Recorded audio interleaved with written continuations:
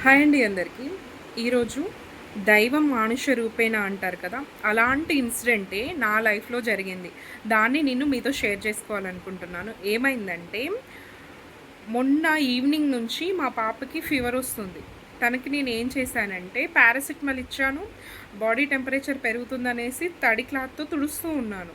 ఇంకా తగ్గట్లేదు. అయితే ఏం చేశాను, ఇవాళ ఎర్లీ మార్నింగ్ 7:00కి అలా కాల్ చేసి ఓపీ తీసుకున్నాం. వాళ్ళేం చెప్పారంటే 9 లోపు రండి, అంత రష్ ఉండదు అన్నారు. నేను 8:30కి అలా స్టార్ట్ అయ్యి ఎళ్ళాను. ఎళ్ళి డాక్టర్‌ని కన్సల్ట్ చేస్తే డాక్టర్ ఆ ఫీచర్స్ అన్నీ చూసి మొత్తం డెంగ్యూ లక్షణాలున్నాయి పాపకి, టెస్ట్ రాస్తున్నాను చేయించండి అన్నారు.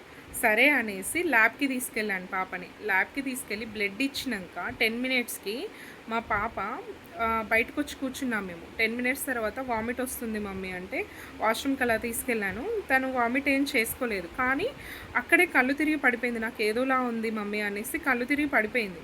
పడిపోయినంక నేను వాళ్ళని హెల్ప్ అడిగాను. తీసుకొచ్చి బయట పడుకోబెట్టి కొంచెం వాటర్‌తో ఫేస్ అది క్లీన్ చేశాము. నెక్స్ట్ నాకేంటంటే ఆ క్షణంలో కాళ్ళు చేతులు ఆడలేదు. ఏం చేయాలో ఏం అర్థం కాలేదు. కానీ నేనే చూసుకోవాలి పాపనక్కడ.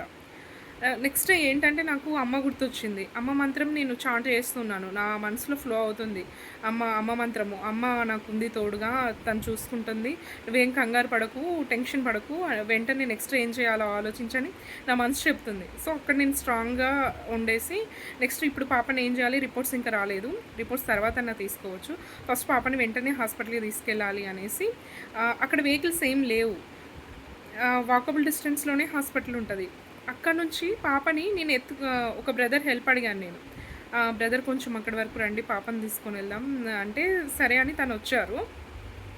అయితే నేను ఎత్తుకున్నాను పాపని. ఫస్ట్ నేను ఎత్తుకున్నాను. నేను కొంచెం దూరం తీసుకెళ్ళాను. నేను మోయలేక ఆ బ్రదర్‌కి ఇచ్చాను. కొంచెం తీసుకొని రండి అంటే తను ఓకే అనేసి వచ్చారు. అక్కడ ఆయన మా పాపని తీసుకునేటప్పుడు ఆయన చేతి మీద నేను శివలింగాన్ని చూసిన.